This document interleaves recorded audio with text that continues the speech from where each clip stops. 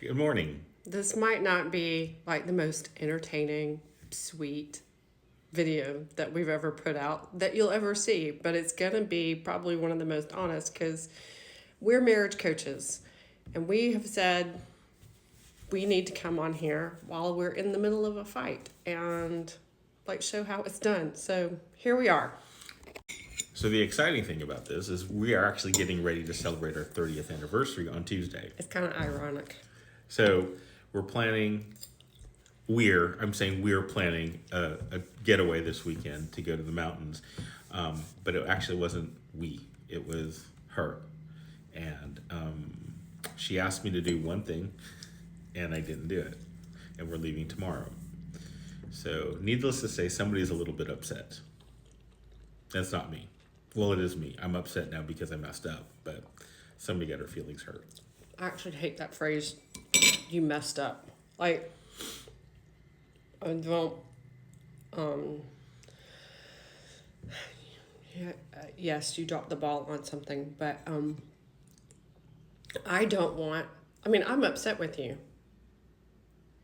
I'm upset with you. My feelings are hurt. But I don't want you positioning yourself in the place of any sort of victim here. I don't think that's healthy. I don't think for you to immediately start beating yourself up is a healthy response to it, to anything. Like I think, and this is what we would coach also, is that if you are the offender, your attention should immediately be on how do I validate the other person in the relationship, regardless of whether it's your spouse or it's whoever. The other person in the relationship, if I am the offender, my attention should immediately be about validating their feelings and their experience. Yes. So I have apologized, but I've not said how hard it must be for you for us to be celebrating our 30th anniversary and me not do anything to show you how special you are to me. And I hate that. Because that's not where my heart is. My heart is that I want to celebrate you, I want to celebrate us, and I want to celebrate the hard work that we've put into our marriage, because we put in a lot of hard work. We've had to we've had to go through a lot of healing. We've had to go through a lot of mind shifts, renewals. And if this had happened a couple years ago, you're right, I would have been beating myself up. But what's going through my head is how do I make this up to you? How do I bridge the gap? How do I not fix, but how do I heal the hurt that's there, that was caused because I didn't do what I said I would do? And I think, that right there is an important thing. Because I think it's important that you said it, because it is not, like, you can't fix it. And I don't mean that in a, well, I'm just so mad, you're never going to fix this. That's not what I mean. What I mean is, like, it was a thing that was done, you can't undo it. And so, but you being present with me in the moment as I process through the disappointment, as I process through the hurt, as I process through, like, even the reality of, I realized this morning that this information actually came to light last night. But I realized this morning as I was processing through that I had in my head this image of how I wanted things to go and what this trip was going to be. And I've had a lot of discussions with you about it, but I absolutely have been the one doing all of the planning and taking responsibility for even determining how the weekend's going to go. And so what I'm experiencing is a whole lot of disappointment. I don't need you to fix it, but I do need you to be present with me in the moment as I am processing through all of this and helping me come to grips with actually what the reality is. I think that's where disappointment is unmet expectations, right? And I'm experiencing a lot of disappointment right now because things are not going to go the way that I had thought they were going to.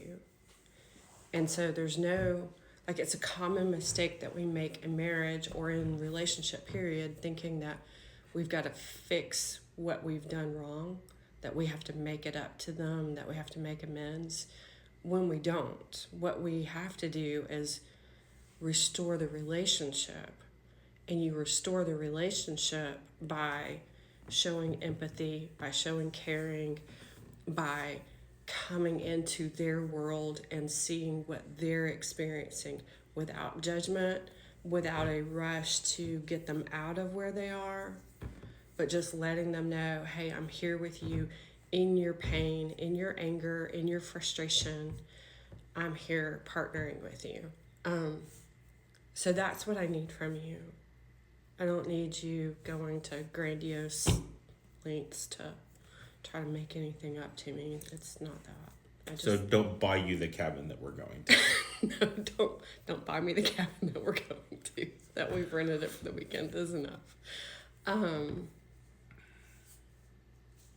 mean, but also the information that I've given you in the past 12 hours also is that I do have, like, I do want some romance this weekend. And it's not romance for me if I'm the one who's planning it. So that is information that you should pay attention to. Also, while we have y'all's attention, there are rules of engagement that we have. There's a reason why we've been married for 30 years and how we have been able to stay married for 30 years. And we're going to be talking about that in the upcoming weeks, maybe even months, because it's a lot to unpack. We have a lot of stories. But one of the things that we established probably about 15 years ago is the rules of engagement and you hear people talk about this, and I don't necessarily agree with them. Like, you hear people talk about, hey, we don't bring up the past. I don't agree with that, y'all. Our rules of engagement are, like, we're going to carry on with the normal things. Like, when we went to bed last night, we went through our whole bedtime routine just as if it was any other night. There's some things that we do every night to convey to each other that we love each other, that we're here, that we're present. We express our value, whether it is through physical touch and snuggling, or it's a kiss, or just the I love yous, or just saying, hey, I really liked it whenever you did whatever today. And it's challenging, right, Han?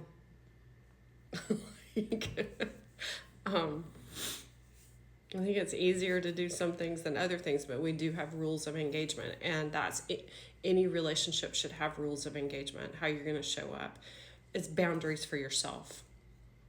This is how I'm going to behave. This is how I'm not going to behave whenever I am angry, whenever I'm frustrated, whenever I'm upset. It's really easy to show the other person, your spouse, how much you love them, how much you care for them when things are going well. Mm-hmm. The challenge is to do the things that you do every day when you don't feel like doing them. Yes. So when you're angry with each other and you're mad, or somebody had their feelings hurt, like, it's challenging. It's hard to tell them I love you. It's hard to give them a hug. It's hard to snuggle with them, to kiss them goodnight. But the challenge is to do those things anyway, because regardless of the anger or the frustration or the disappointment, you still need to connect with each other, because you're still husband and wife. And you need to show that person, hey, I still love you. Regardless of whether or not I'm really mad at you at this moment, I still love you. I'm not going anywhere. My love isn't withdrawn. I'm not withholding it because I happen to not really like you right this second. Right. It's hard, but it's doable. Yep. Anyway, love y'all. Wish us a happy anniversary. Bye.